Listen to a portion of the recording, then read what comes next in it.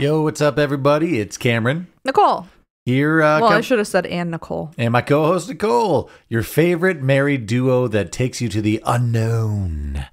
Today, we're doing... one of our favorite categories. Nicole perused the interwebs, Reddit, for some scary stories, mostly ghostly, some monstery. Mm-hmm. And we're just gonna read some true scary stories from you, and we can decide, well, quote unquote true, quote unquote. We can decide whether one, they're scary or not, and two, whether we think they're real. Reddit or real? Reddit real or not? Take two. Nicole, kick it off with your first scary story. Okay, so the title of this one is called Riverside Inn. This is a true story, and I am an amateur, so forgive the less climatic storytelling that more literary savvy Redditors often tell. I've had a few strange encounters in my life, and each of them I'll never forget. I'm glad to have found a place to share them. This is one of the first. Over a decade ago, I had graduated from high school. I was about to start college and spent my summer working as a waitress at Riverside Inn. Riverside Inn was one of two restaurants in a very small town. It wasn't much of an inn, although there were some rooms for rent upstairs. Mostly men would stay there who were separated from their wives or down on their luck in between houses. This is sad. Yeah. Okay. Nobody ever visited this town. There was no reason to do so. A friend of mine, Emily, also a waitress there, told me when I started that the place was haunted. I sort of brushed it off. Small towns always tell their local ghost stories. The basement was so creepy. Emily wouldn't go down there by herself, even though that's where paper supplies and other waitress necessities were stored. We usually would go down together for these things. Even as a pair, we wouldn't stay down there for very long. It always felt like someone else was there. Hey, I'm watching you. Oh, God. I worked in one of those places. I had a scary basement I wasn't big on going down into. Was that when you worked at the theater? Sure was. After a few weeks of working, I was closing up one night. The customers had left, the restaurant was locked up, and I was at the sink washing the dishes. As I turned my head, I saw a man standing over my left shoulder staring at me. He was wearing black pants, a white dress shirt, and a black hat. I will never forget this image. I jumped and turned my entire body around, and he was gone. I screamed and ran over to the other side of the kitchen, where the closing cook, Deb, was cleaning her station. "What is it?" Deb asked, and I could barely catch my breath. I just saw a man staring at me. I could hardly form a sentence because I was so afraid. "Was he wearing a white shirt and a black hat?" Deb asked. And I said, "He was." She said, "Oh, that's just George. He likes to watch us. He won't hurt you." I left the rest of the dishes over for the morning crew and left. A few days had passed and things seemed as normal as they always have been. Slightly unnerving, but hectic dinner rush was a good distraction for the uneasing feeling of the inn. After a busy night, I bussed and reset all the tables. No busboys or other waitstaff were there. I went back into the kitchen to do more cleanup. When I came back to the dining room, all the silverware was moved into the tables.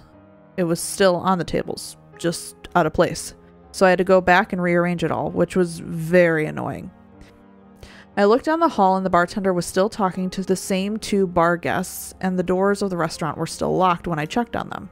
I was confused, but reset the tables and didn't mention it. Emily worked a few nights later and had the same experience with all the silverware.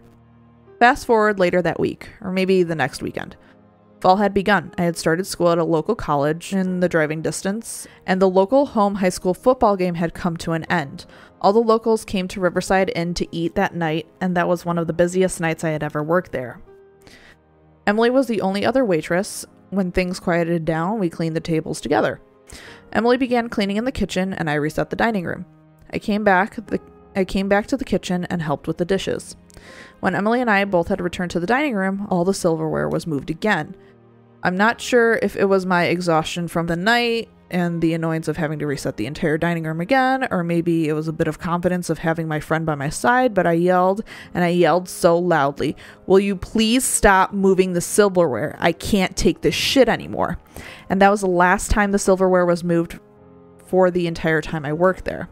I didn't work there much longer, but some unexplainable things would happen in the time I was there. Bread would fly off the shelf, not fall, but fly across the room. Cooking spray would spray by itself. Pictures would randomly lift and bang on the wall. Nothing seemed angry or directed at anyone, just weird stuff. About A year after I quit, the Riverside Inn burned down. I wonder what happens to the energy that quote-unquote haunted the place. I sort of feel sorry for George and the watchful ghost and whoever else may have been there since their home was destroyed. Believable. I think this is a true story. Whether or not it was actually haunted, who's to say? You know, though, at your parents' house, we did have something fly off a shelf in the kitchen. I've definitely had spooky basements at work. I think it was you were by yourself when you experienced that, right? You were upstairs. It's not like I was home alone. I was walking down some stairs and I witnessed something like a seasoning fly off the seasoning shelf, like into the kitchen. Creepy. Very creepy. You believe it? You believe that one? Yeah, I could believe that one. I believe that one. So stay away from or go to the Riverside Inn. I mean, if it burned you want down. to see a ghost.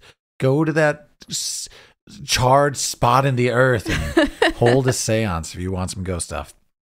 The next one, the true horror story about the man in my backyard. Oh. My name is Noah, and I'm 15. This story is based on true events encountered by my brother, who is currently 12, and me. This happened when I was 13.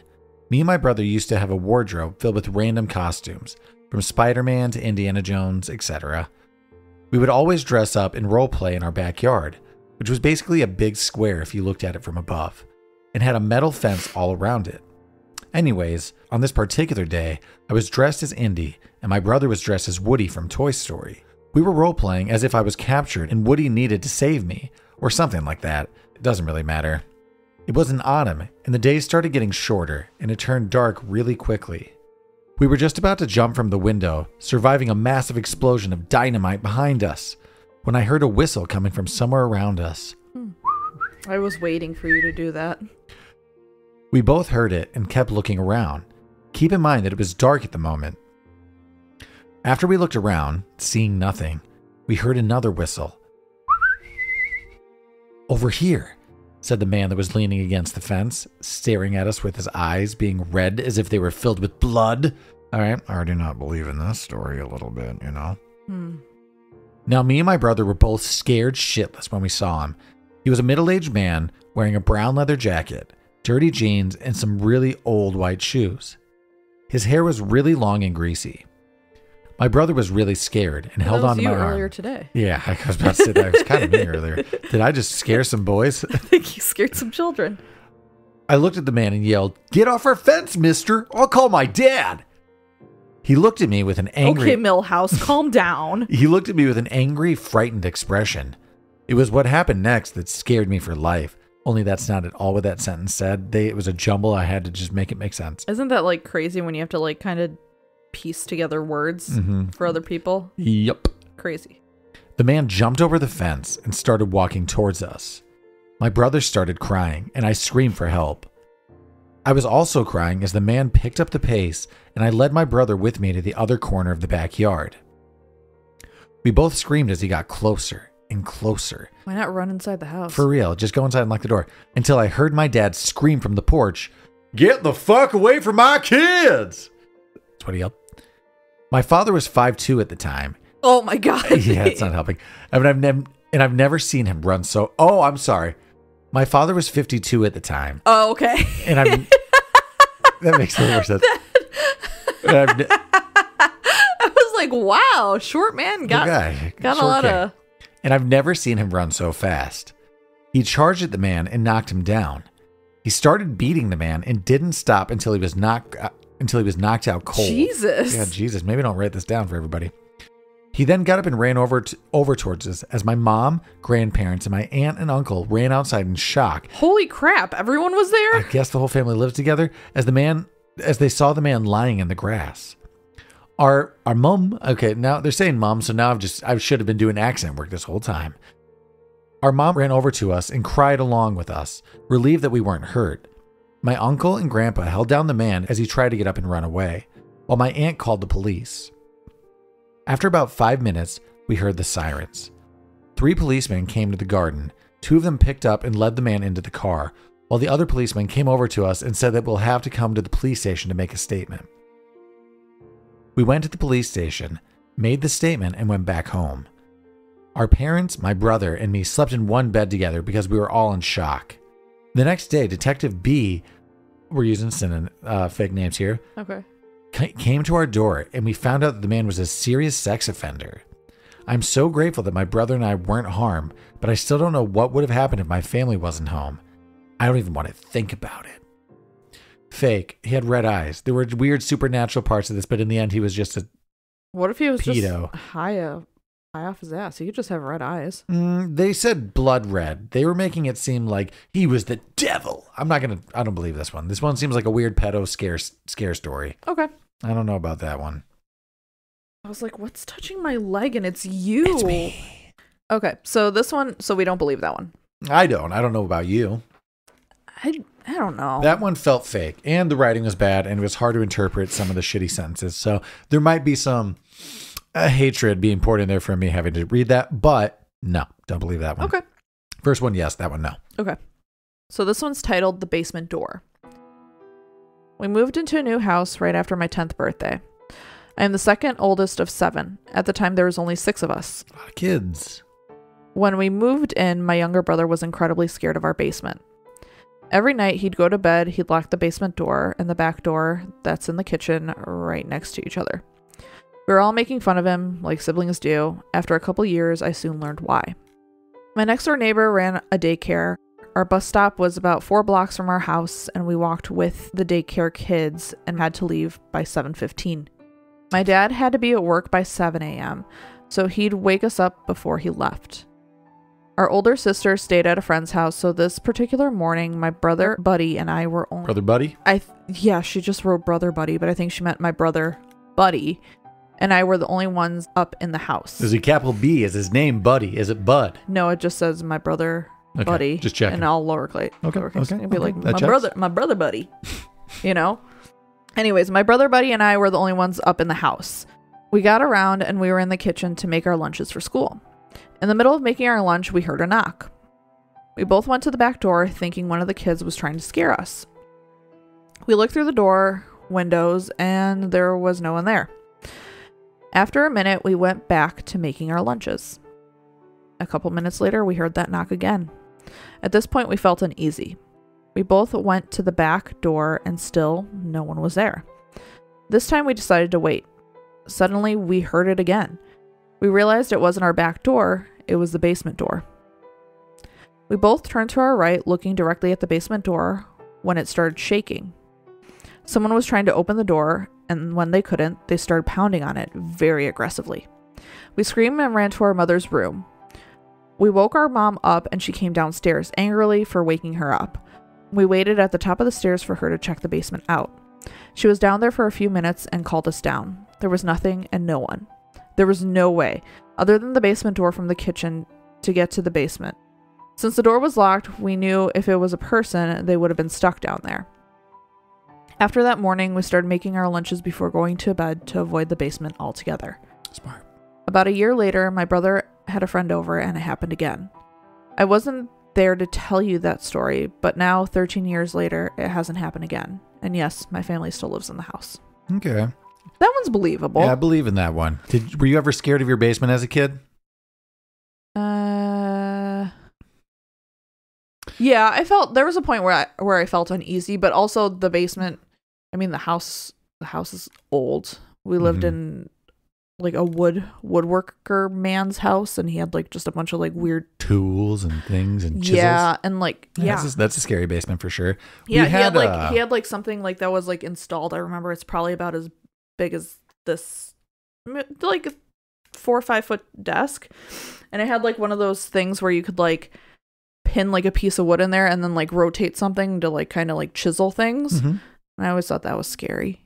I get that. We had my parents' old basement. You've seen that. The basement itself wasn't scary, but there was a laundry room door that was like, I feel like always open and just like blackness beyond that you couldn't see in. Yeah, our basement was also very dark. So that was the room. I was afraid of that room in the basement. So I would always have to sprint by that door and then up the stairs as well. You couldn't slow down because then, they grab your ankles. Right.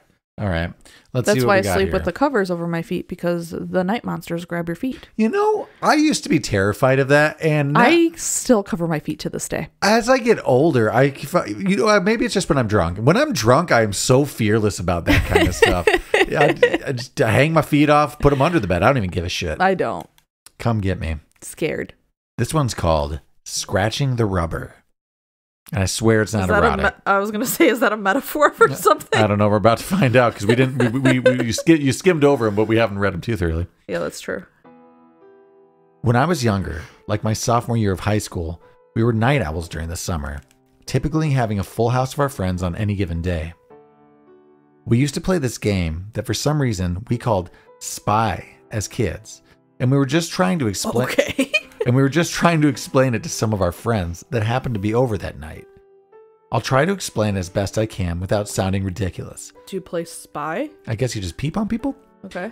But basically, we grew up next to a cemetery, and if you walked all the way around the cemetery, you could cross the railroad tracks at the end of the city park. The goal of the game was to make it from our house through the cemetery to the park, play around on the playscape they had, and make it all the way back home without the police catching us or telling us that we needed to go home because we were violating curfew. Ooh. We convinced our dad to go along with us one night. Well, then it's not violating curfew. We went all out, dressed in black to make hiding easier should the cops decide to spotlight us in areas. You're with an adult, you're fine. We knew the area like the back of our hands because we grew up roaming them ever since we could walk. It was one of those summer months. I honestly couldn't tell you which one, but I would guess it's July. That fits the timeline better. We'd made it through the cemetery into the park, which was amazing considering we had a decent amount of people with us this particular night. It was myself, my sister, my dad, my girlfriend at the time, my cousin, and a friend of mine from high school. We organized a game of hide and seek and had been playing for around half an hour when something happened that I really have never been able to explain, and I'm not the only one who saw it happen. I wasn't seeking. I believe it was my dad, but the memory is hazy. My sister thinks that it was my dad as well, but we can't confirm that because of what happened during this one round. I was hiding, tucked up under one of the higher levels of the playscape, and noticed someone hiding underneath the trampoline bridge. I'm not sure if that's what it's actually called, but it's a piece of rubber that stretches across two wooden platforms that offers no real bouncing, but offers a fun way to cross. I thought it was my cousin. She was just lying there, scratching on the bottom of the piece of rubber really slow and weird.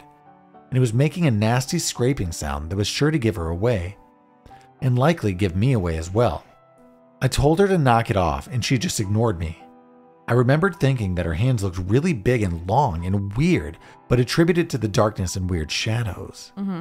I couldn't really see anything but the silhouette of her laying there. It was dark, and there weren't any lights over the park in the playscape area.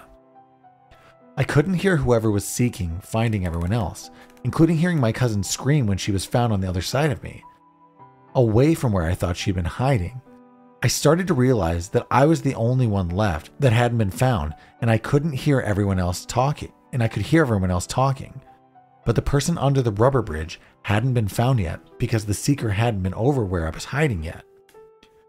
I came to the slow, horrible realization that whoever was underneath and scratching at the rubber was a complete stranger.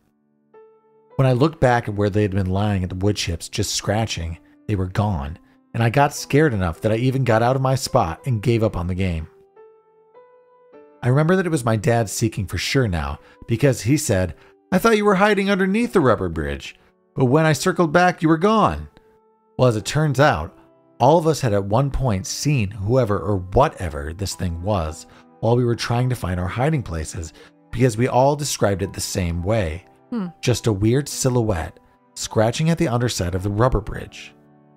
Nobody had gotten a better look at it, but it was just something that we all saw. This was probably close to 18 years ago now at this point, but we all still bring it up and talk about it often. That particular group of friends saw a lot of weird things and experienced a hell of a lot of crazy events together. We're all adults with our own lives, and some of us had falling outs at some point, but I'll never forget those couple of summers when everything just felt great in spite of experiencing some fairly scary things together. What do we think of that one? That one sounds believable. It sounds like it could be believable. Some of the writing was poor, and I paraphrased and rewrote quickly on the spot to make it make sense, but it was a good story. That one's creepy. I believe that one. That was a real story. Da-ding. Da-ding. All right, so the next one is called Random Encounter in Cornfield. Ooh, Great. Nicole has a fear of cornfields. I hate cornfields. I was moving and driving cross country in my car, which was an old Mercedes with 3 wheels in the grave. What? This car was falling apart. Falling apart? It had 3 wheels in the grave. I love that gas guzzler. I was a young lady in my mid-20s traveling from Arizona to Washington. It's been about 13 years now, so I can't really remember which state I was in at the time. On my second night, I decided to pull off the highway and settle next to a cornfield. Big fucking mistake. About an hour after shutting my eyes, I hear a knock at the window. A man was standing outside of my window with the light shining in my eyes. I assumed it was a cop and went to crack my window. I've never been more grateful to have delayed a crank in my life. I don't like the way that was worded. Yeah, me either. It sounds like they're jerking off. Right, kind of. I've never been more grateful to have delayed a crank in my life. Yeah, I think they were about to jerk off. As I gave it a full turn, the window only moved slightly, but I stopped when I realized the man next to my window was trying to get his fingers through. Startled by this behavior and fully awake now, I put my hand up to block the light. I was surprised to see a young man in a blue jean jacket. It was not a cop. I asked him what he wanted through the Could have been a Mountie in a Canadian tuxedo. I have no idea. I asked him what he wanted through the still closed window. He turned his head to the side, looking behind my car at something. I looked in the rear view and didn't see anything. It was too dark. He pounded on my window, making me jump. He lowered the light so I could see him gesture. He wanted me to roll the window down. Now I could see more of him, and I saw that he had a leather farmhand glove. He was blonde with stringy locks, rugged looks of a hand outdoors man. I assumed that I had parked on the land, and now he was chasing me off. "Do you want me to go?" I shouted. He shook his head no and gestured for me to roll down the window again. I was confused at this point. Why wasn't he talking? And why does he want the window down so badly? Maybe he was hard of hearing? As dense as I was at that age, I learned not to trust men when I was alone. I shook my head back, no, and gestured to go. At this, he smiled with crooked stained teeth and looked back at my car again. This time, I screamed, and he started hitting my window with the flashlight while frantically trying to open my locked door. I turned the key, and my car roared to life. Something hit the back of my car that made the rear bounce. I looked back to see 3 other figures highlighted by the red brake lights. I had enough to peel out and look back to see the blonde do a cartoonish "aw damn" gesture. I hit the highway and didn't stop until I was surrounded by traffic. When I pulled off, I went to check to see the damage. There was a little dent between my bumper and the trunk that was it. I chalked it up to locals scaring the out-of-towner. I was scared, and it was so random, and no house was in sight of that field. When I told my friend, he said that they might have been trying to pop the trunk, but since my car was an old tank, it stayed shut. Either way, I've always locked my doors when I'm in my car for any reason. That one I could believe. Yeah, that person just almost got abducted. That's what it sounds like. Yeah, you're just they're just trying to pop the trunk probably to get in through the back seat and take you. Yeah. Yeah. Well, that's why you don't crank one out in a cornfield. Even though I think they were trying to nap. Is what this story was. I mean, she was trying to nap. Yeah, I'm not gonna lie. Because you were talking about cranking at the beginning, I completely lost track, and that's all I was thinking the whole time. Just cranking. Yeah, believable. She was getting messed with. This one's called A Story Nobody Believes. Oh, great. Can't wait. This happened like 15 years ago. It was a school holiday and my friends, we'll call her Sarah, and I were extremely bored and just wanted to chill. This was summertime, but we lived in a small town in Texas. Everything kind of spread out. Anyways, it was around midnight and we didn't know where to go, so we just decided to go to the park. It's a little big. We were there for about an hour or so. Nothing unusual, until we saw something or someone crouched on a table. First off, a little weird, someone else being in the same park at that time. But what's creepy as fuck is that this person was crouching on top of a fucking table. He wasn't even sitting on the bench. What really fucked me up was, a lot of swearing here, because I didn't look away, I kept looking closer, I noticed that there were wings. The body was completely human, but he had fucking wings. The part that I'll never forget, all of a sudden, the most blood-curdling scream, like a woman being stabbed to death. Ah! But it Nice. sounded like an unhuman woman at the same time. Ah! Like a scream that a normal person doesn't do, but a scream animals can't even make. Almost like those screams in a movie that a demon or something makes. Ah! Then it just stands up. That was a good one. Thank you. Then it just stands up, and this fucker has to be 8 feet tall, minimum. Jeepers creepers. Yeah, it just sounds like a Mothman. Maybe you have a Mothman.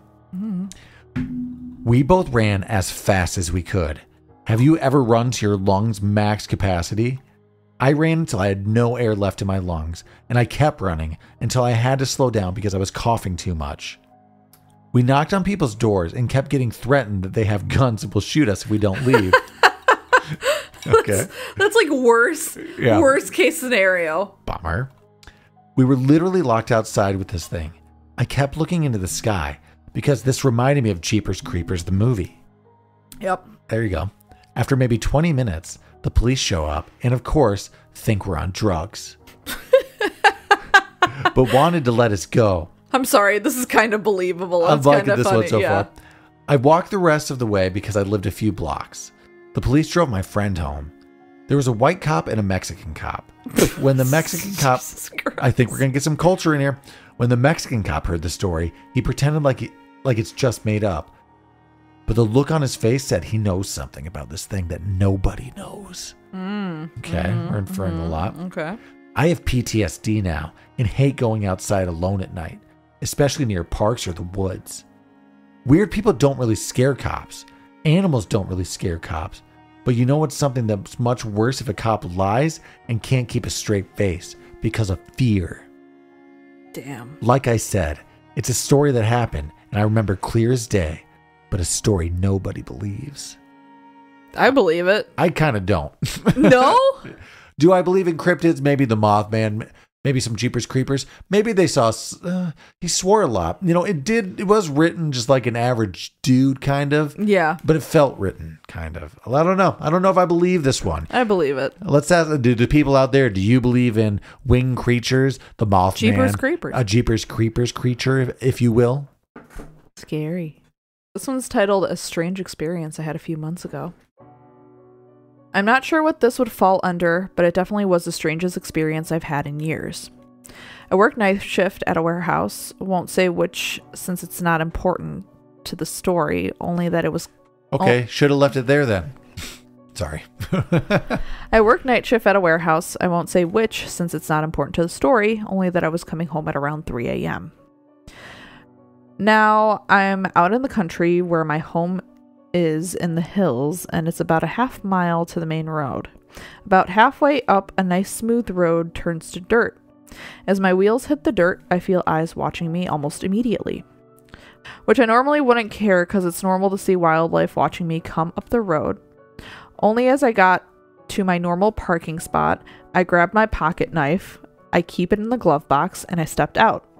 My eyes immediately turned to the direction of a dark patch in the woods on the other side of the road. Something told me to look there, and I held my knife up calmly, saying, "I know you're there."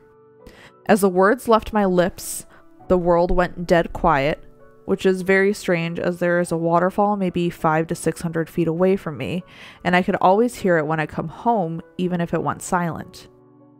It stayed like this for a good 10 seconds before the sound returned and I heard something running away from me.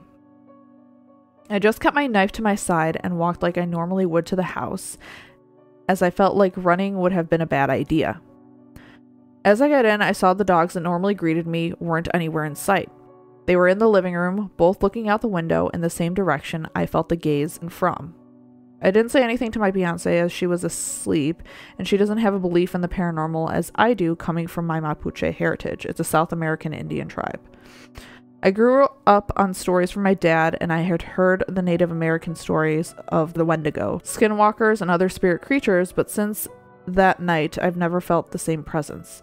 No idea what it could have been, but I just know it wasn't a deer like I'd normally see around my home. Believable. Yeah? I don't want to say the name, but I'm scared of that creature. I'm not a big fan of the skinwalker, so I'm going to say that could have been something creepy in the woods. It could be. I'm going to believe that one. Okay. Traumatizing night shift. Oh, love night shifts. Do you? When I used to be a night gal, a lady of the night. Mm-hmm. A prostitute? No, you know what I mean. When I used to work third shift, it was kind of nice. I can imagine, kind of. But you also didn't see any sunlight, had a vitamin D deficiency, and were sick all the time. That's me, baby. Traumatizing night shift. This is probably the creepiest, most unexplainable thing that has ever happened to me. I used to work overnight as a security guard at a local port. Usually none of the port workers would stay overnight except for the safety official. I wouldn't be on the shift alone since the site has a radius of nearly 2 miles. Overnight, usually, there would be 3 guards, including me. Since the area was fairly big, there were different posts, but front gate was the main entrance area where all the guards would be stationed overnight, since there was no need to put them in other areas due to the fact that there was no activity in the site at the time. The veteran guards that have been there for years would often say that the site was haunted, given the fact that there have been accidents and deaths that occurred in the area for a long time. I was aware that people died there due to freak accidents, and I do believe in angels and demons since I'm actually a religious person, but I always thought that the superiors were just messing around with the new guys. I would work 5 to 6 nights out of the week, and for the first few weeks, I never really saw or heard anything out of the ordinary, except for maybe a few questionable creaks, and would see misplaced objects while doing my patrol rounds. But nothing too crazy. Just to describe the setting to you, this is a fairly big site, and on occasions, when there were big projects being constructed at the port, the workers would sometimes stay overnight, due to the fact that there were times where port workers were required to stay at the port for a few days. There's a gym on the site for their convenience. This gym is fairly old. In the gym, there's a sauna, weights, and even a racquetball court. Nice. Yeah, not too bad. If you don't know what a racquetball court is, it's similar to indoor tennis court with thin plastered walls and thick glass doors. Mm-hmm. Usually on our patrol rounds, me and one of the guards, Mike, would stop by the gym and play a few rounds of racquetball before returning to the front gate. Nice. On one of those nights, me and Mike decided to hit a full workout instead of playing racquetball in the cage. This is around 2:30 a.m., and the entire building is so quiet that you can hear the electricity running through the lights. The air conditioner's off, and so is everything else. The only thing that's running are the lights. 15 to 20 minutes into the workout, we hear a loud thump. We crossed it off as nothing. Your security, go check it out. I mean, what are you guys doing? We crossed it off as nothing and continued working out. Then after a few more minutes... What? Yeah, so you guys are better at your job. Then after a few more minutes, we heard the loud thump once more. At first we thought it was just our lieutenant, which could have been walking around. And then we radioed him and he gave us his location, which was front gate. We tried thinking logically on what could be making those thumps on the wall. They were coming from the court on the other side. We thought it was the air conditioner, but then we remembered that it was off, and even when it's switched on during the day, there's no reports of thumps coming out of the air conditioner. Mm-hmm. After a few more minutes, the thumps started occurring one right after another. We were very creeped out at this point, but what we were about to witness still scares the absolute shit out of me till this day. We started to approach the other side of the gym to where the glass door was. We turned on the flashlight and aimed it towards the clear glass door, and I got chills all over my body and started tearing so much out of fear that I was about to cry. We saw one of the balls rolling slowly by itself inside the court, but there was no one in there. So that means the loud thumps were the balls mysteriously being tossed against the wall as if something was playing inside the cage. We were both so confused and frightened on how this was really happening. We couldn't make sense of any of it. We were scared shitless, and we started yelling and running away because we knew that this was probably something evil toying with us right there. You're security guards. It is 100% your job to at least, stick around and see if someone was just playing racquetball in there. As we sprinted full speed back to the front gate, the lieutenant saw us and asked why we were tearing and running in a ridiculous manner. We told him what we witnessed, and his facial expression scared us even more. He then said, "That's why there's always guards that quit often. There's something evil in that area. And it's not the first time that something bad has happened here." He then showed us security footage of dark figures and shadows literally passing through the office areas and lights mysteriously switching on and off. Till this day, I still get chills recounting my experiences with my friends and family. And I'm even getting chills right now as I'm typing this. I've never had a real encounter with the supernatural until that night. Many say that it was demonic because it was messing around. Others say it was a ghost of a dead person who died in the area. I don't know what it was, but I didn't last long in the job after that. There were other experiences, but I'll send it another time. I can believe it. Yeah, this one seems real. Yeah. It seems genuine. It doesn't seem overly scary. Didn't swear too much. Didn't try to be too funny. Yeah. I think this guy had a fun experience on a security job. Okay, this one's called True Home Alone Horror. I think that already is kind of a horror, but go ahead. Yeah. This is quite a mystery, still to this day. I do not know what exactly happened. This took place about 15 years ago. I still remember every detail as if I was still living in the moment. At the time, I was the second oldest of 5 with a wonderful dog named Princess Leia. Rest in peace. My sister being 12 and I being 10. My parents left to go meet up with friends. My other brothers and sisters were gone, staying at different places. My sister and I were the only ones in the house. We lived in a small, safe town. At least when we were younger, we believed that. My sister's name was Brooke, and we always had a lot of fun when it was just the two of us. We were in dance classes and enjoyed them so much we'd practice or come up with new dances while blaring music throughout the house. We must have been doing that for an hour when our dog started to bark at our back door. We couldn't see Leia and we couldn't see the back door. My sister started feeling creeped out, trying to get our dog to stop. Finally paused the music, we both yelled at Leia to stop and to come back to us, and we moved so we could see her. She was still locked at the back door, barking so viciously. We never heard her bark that way before. My sister convinced me to go get her. As I turned the corner, I froze. I looked at Brooke, still in her eyesight, and I started to cry. The back door was open. She screamed, "Oh my God." Oh my God! Like that? Sure. Thanks. She grabbed her phone that was sitting next to the computer. She tried to get Leia and headed to the bathroom. She wouldn't stop barking. I couldn't get her to budge, so we left her. We ran to the bathroom, this tiny half bath.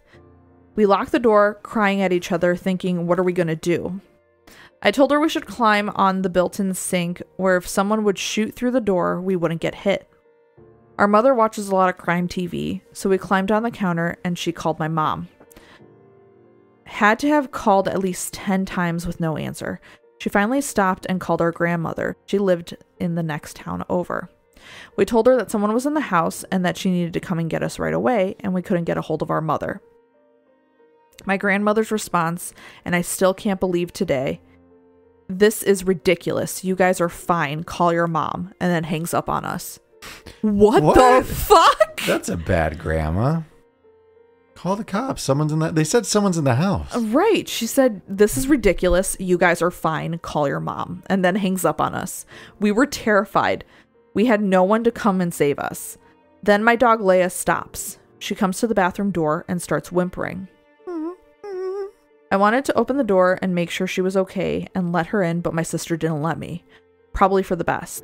I then, as Leia was in front of the door, could see a shadow around her from under the door and slowly walk up the stairs, which shared a wall with the bathroom. We heard someone walk up about 5 steps, one creak in the floorboard at a time. We got super quiet and tried calling our mom again. Leia then stopped whimpering. All the creaks were gone and there was silence. Well, if it's upstairs, let the dog in. I then told Brooke that we might have to get out of there. She was terrified that there might have been more than one person and that we just had to wait. I picked up a hairdryer and gave her a metal bar that hangs the towels in the bathroom. I looked at her and said we had to at least try. She swung the door of the bathroom She swung open the bathroom door and came out waving. Came out waving the pole? No! She said she swung open the bathroom door and I came out waving the hairdryer. I went straight, realizing I didn't see anyone, and turning around to see if anyone was on the stairs. No one. She stayed in the bathroom until I turned the corner to see that the back door that was initially left open was now closed. I got scared again. We knew we heard someone go upstairs. Brooke somehow convinced me to go upstairs and check. I took Leia. She went by the front door for my cue to run out. We didn't know where they were. They couldn't have went back outside. She didn't want to go alone. She sat by the door, one hand on the lock, and I called Leia to follow me. There's a flat part at the top, and when you turn, there's a few more stairs until you get to the second floor. So a landing, basically, is what she's describing. Yep. When we go to the top part, Leia ran ahead of me. She ran to my brother's room, which was on the right side, just a few feet from me. She started barking again, zeroing in on whatever was in that room. My stomach dropped. We found them. I yelled for Leia once again, crying. I tell her to stop, and we ran down the stairs together while yelling, "Brooke, open the door now!" As soon as she seen me coming, she swung the door open, and she swung that door and ran out the front door. As we were running, we seen my mother's car. We followed it back to the house. We didn't use the garage, but they parked in front of it, all the way to the back of the house. We followed it all the way back, and they were out by the time we caught up to it. Jesus. We were crying and trying to tell them what had happened. Our dad reassured that it was all in our head. We refused to go. Why is no one believing that there's someone in the house? We refused to go inside until he had checked it out. He said we would all check it out together. We walked in through the back door that we had already closed again. We walked through the kitchen, through the dining room, into the living room where the front door was, and seen the front door shut. We looked at each other, puzzled, knowing that neither of us shut the door behind us. We told them, when you pulled in, the door was open. Didn't you see? They shook it off and said they didn't pay attention. I told my dad to look in my brother's room, just in case all of them were gone. He said he looked in every room, under everything, in everything, and there was nothing. Brooke and I knew someone was in our home. What would have happened if we would have went into the kitchen to shut the door? Or if I had opened the bathroom door and let Leia in like I wanted? Or if I went into my brother's room to see who Leia had cornered and couldn't stop barking at? I will never know. Some days I wish I would have, just to see who was there or what it was. Other days, I'm thankful I never did. We don't know what could have happened to us. I know we're lucky to make it out that night. That's fucked. Bad parents, bad grandparents, kind of, but that one seems believable to me. Yeah, I could believe it too, but that's wild. What do we think? Do we think that was an actual physical intruder, or are we thinking spirits, ghosts on that one? I don't know. It sounds like it could have been an actual intruder, to be quite honest. I'm thinking someone was in their house and no one gave a shit. I did have a spooky experience like that once, not quite that. When you were back home with your parents? No. This was the first house after I moved out. I was on the third floor of a house I owned with some dudes. Mm-hmm. Not owned, rented. Yeah. But I knew I was home alone. It was, I think, leading up to the holidays and everyone had already left. And I heard someone open the basement door and just start walking up the staircase going all the way up to the third floor. Oh, this is when you lived in the coach house, right? Yeah. There was just our dog at the time was barking its head off at the top of the stairs. And when the noise got to the top, it just stopped. So I grabbed the dog and shut my door, and we just hid there the rest of the night, and I had to pee so bad. So scary.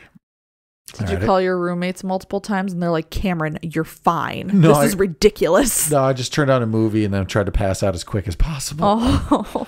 A couple more here for you. True Uber driver horror story. A couple of years ago, I went to the capital of my city for the first time with a couple people. Mm-hmm.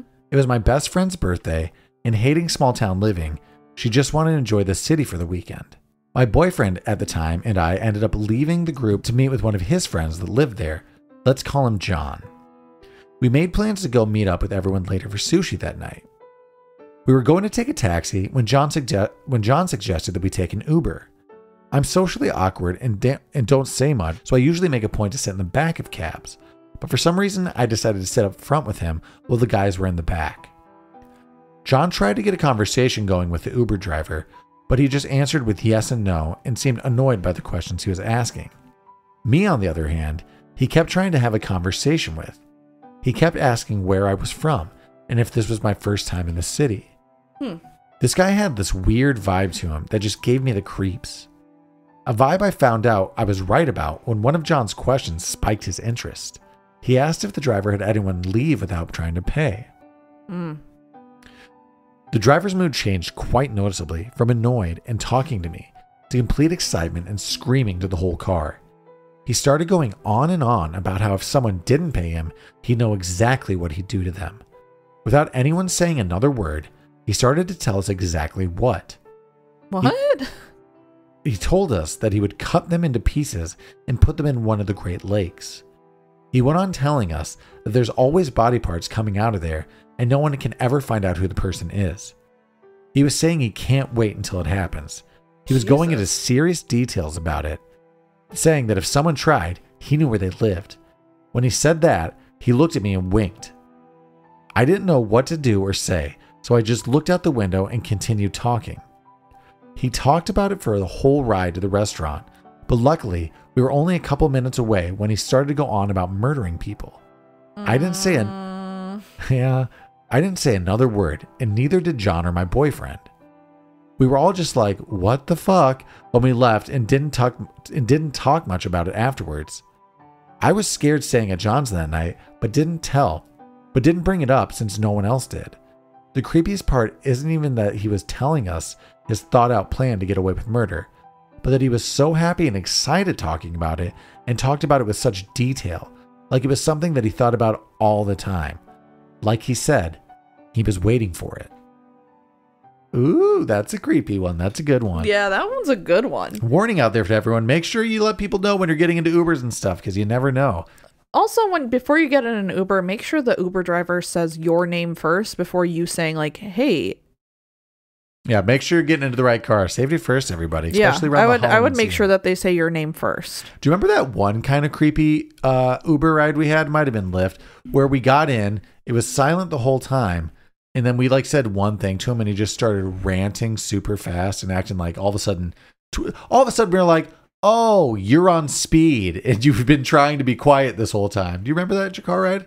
No, when was this? Oh God, we were like, I can't exactly remember where we were going anymore, but it was just you and me talking in the back, and then we were like, rough night or like long, slow night or something, and then he went, oh, I do remember this. Yeah, then he started talking a mile a minute, and then even saying things like, oh, am I probably freaking you guys out? And we're like, yeah, kind of, bro. And then I was about to be like, just let us out of your fucking cab because I think you might murder us. Yeah. I remember during that Uber ride, I had just my hands kind of up defensively in case I don't know, he did something. That was a creepy ride. Yeah. Girl by the beach. Ooh. I'm not a really big believer of ghosts or anything superstitious, but I was about 10 years old when this happened. I was on vacation with my family and relatives. I am from the Philippines, and a lot of old folks have some creepy superstitious beliefs in this country. But anyway, my cousin and I decided to walk around the beach. It was quiet and very calming, especially at night. The beach resort had a very strict rule not to swim at the beach at night because for the safety of their guests, makes sense. Since there wasn't any lifeguards around past 6 p.m. But one thing that bothered me when my mom was talking to the owner of the small beach resort we stayed in, she looked a bit agitated when talking to my mom. I overheard their conversation and she was telling my mom that there's something bad about to happen. At first, I thought, wow, that's one way to keep your guests from coming. But later that night, there was another family coming to spend their vacation while checking in. I saw that the other kid was already running around and excited to swim. Well, it was already 5 p.m. and my mom asked me and my cousins to take a shower and prepare for dinner, so we did. After dinner, my cousin and I decided to walk around and look for starfishes that had washed up on the shore. But there was this bridge leading to the ocean. It kind of looks like a pier, but empty. I don't know. As we were walking under it, my cousin froze and swore she was staring at a faceless little girl. At first I thought she was bullshitting, but she swore that the girl was there sitting alone at 8 p.m. under the bridge pier or whatever. I got a little creeped out, so I walked back to the resort we were staying in. As we were walking back to the resort, we saw a bunch of people diving in the water, and it looked like they were just swimming. I was talking to my cousin about what she saw, and I suddenly remembered that the resort doesn't allow guests to swim past 6 p.m. The closer we got to the resort, the more we can hear the other family yelling for help. My mom and my aunt saw us and ran towards for a hug. My cousin and I were both confused, and we asked our moms what had happened. They were just thankful we were safe. But she explained to us that there were 3 kids that went missing, apparently the other kid that belongs to the other family at the resort. They found one kid that drowned. Luckily, he survived. The other 2 was still missing until the next morning when they reportedly were found dead across the island at the resort. When we told our moms about what my cousin saw the night before and told us that the owner of their resort was telling her about a young girl who had died when she fell from her dad's small boat and got her face shredded by the propeller. Jesus. It's been said that the little girl that my cousin saw has been taking children's lives every year of her death anniversary. I'm 20 now, and me and my cousin had stopped talking to each other after that vacation. She just suddenly changed and always picked fights with me whenever there was a family gathering. Well, fuck her. Jesus. I'm going to say bullshit on that one. Yeah. Seems made up. Kind of. Yeah, I don't think I believe that one. No, that one seems a little fishy, although it was written fine, it seemed. Yeah. It was written better than the other ones, that's for sure. Okay. At least the ones that I've read. One more for you, and from the title, this one seems the least believable to me. We contacted a demon through an app. This happened a few years ago at my friend's apartment that we both know was haunted. We decided if we could contact anything through an app some of my favorite paranormal investigators used on YouTube. I've always been skeptical about spirits communicating through phones and apps, so we didn't think much would happen. Mm-hmm. So we started talking through the app, and at first nothing happened. We would get responses, but nothing substantial or even relevant. That was until the last session that made me delete the app. I should preface, me and my friends are both Christian, but we do love the paranormal as we both had experiences that we can't deny. On the app we were using, it gave levels of the spirits. Level 1 was light, level 2 was medium, and level 3 was negative, high entity. On the last session, it was on level 3, and it started off with random, non-relevant responses, and my friend said, let's just turn it off. And what came through the app was, girls? We both stopped and just looked at each other. So we continued for a while and continued to get pretty accurate responses. Veracity, ceiling, suburban, female. And then it took a turn for the worse. It said, beast. I couldn't make out what it said at first, but I asked it to repeat itself and it said, demon. At this point I felt sick and my head was pounding. I told it to leave if it wasn't of light and love, God the Father and the Holy Spirit. It told me, no. I repeated what I said and it left. My friend and I left the apartment with her dog and went on a walk for a good hour. When we got back to the apartment, I felt like we were being watched and the blinds moved. She turned the air off when we left and her husband was at work, but it looked like someone was peeping through the blinds waiting for us to get home. She looked at me and told me she had a pounding headache, the same as me. When we stepped into the apartment, the air was heavy and I felt sick, like I was going to keel over. We walked around the apartment, praying for about 20 minutes when the air lifted and it felt 1,000 times lighter. That night, however, I experienced sleep paralysis for the first time. I could move slightly, but not much. I didn't see anything, but it was like the entire apartment was vibrating. I could see it and feel it. I also heard growling in my ear. I don't know how long it lasted, but everything subsided after a while. I went into a panic attack. That was the one and only time I experienced something like that. I deleted the app and haven't used it since. I now firmly believe that they can manipulate phones. But that was the most terrifying experience that I've ever had. I told my mom about it, and the only thing she said, within the headaches, it could have been trying to possess you. If you're doing any investigations, just be careful. I still have the recording, but I haven't listened to it since that day. All I can say is, if you're doing any type of investigation, be careful. because you never know what you're going to experience or encounter. Do you believe you can contact a spirit through an app? Sure, you can contact a spirit through a spirit box. Okay. I guess technically if we're thinking they do use energy, all those things are just... Yeah. I'd like to think theoretically yes, but at the same time, through an app specifically, I want to say no. You don't believe it? Not that I don't believe their experience, but I just don't maybe believe in apps in general helping you to contact things. Okay. I don't know. Well, should we call it there for this episode of Reddit Real or Not? Yeah.